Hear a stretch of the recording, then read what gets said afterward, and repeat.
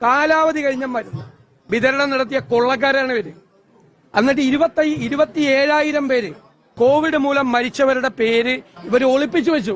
തെരഞ്ഞെടുപ്പ് കാലത്ത് ലോകത്ത് ഏറ്റവും നന്നായി കോവിഡിനെ നിയന്ത്രിച്ച സംസ്ഥാനം കേരളമാണ് എന്ന് PR പ്രൊപ്പഗാൻഡ നടത്തിയ ആള്. ഇപ്പൊ അതേ പ്രൊപ്പഗാൻഡ തന്നെയാണ് നടക്കുന്നത്.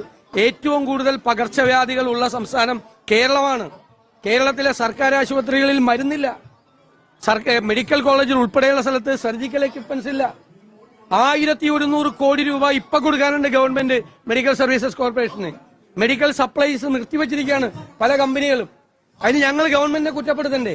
ഞങ്ങൾ നിരന്തരമായി കുറ്റപ്പെടുത്തിക്കൊണ്ടിരിക്കുക. ഡോക്ടർ ഹാരിസ് വന്ന് ഞങ്ങൾ പ്രതിപക്ഷം പറഞ്ഞ ആരോപണത്തിന് അടിവരയിട്ടു. ഇത് അനാസ്ഥ, കെടുകാര്യസ്ഥത കോട്ടയത്ത് നടന്നത് എന്തായിരുന്നു? എന്നിട്ട് എന്തെല്ലാം ന്യായീകരണങ്ങളായിരുന്നു. എന്നിട്ട് മന്ത്രിമാര് ഡോക്ടർ ഹാരിസിനെ ഭീഷണിപ്പെടുത്തുക, അതല്ല നടന്നത്. ആദ്യം ഒന്ന് സോപ്പിട്ടു, പിന്നെ മുഖ്യമന്ത്രി അടക്കമുള്ള ആളുകൾ വിരട്ടുകയാണ്. ഇതുപോലൊരു കാര്യം തുറന്നു പറഞ്ഞത്. ഈ ആരോഗ്യ രംഗത്ത് നടക്കുന്ന ഈ കൊള്ളയെ കുറിച്ച് ഒരുപാട് അഴിമതിയുണ്ട്.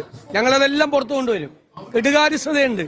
വെറും PR മാനേജ്മെന്റ് മാത്രമാണ്, PR ഏജൻസിയെ വെച്ച് നടത്തുന്ന പ്രചരണം മാത്രമാണ് കുറെ നാളായി ആരോഗ്യരംഗത്ത് നടക്കുന്നത്.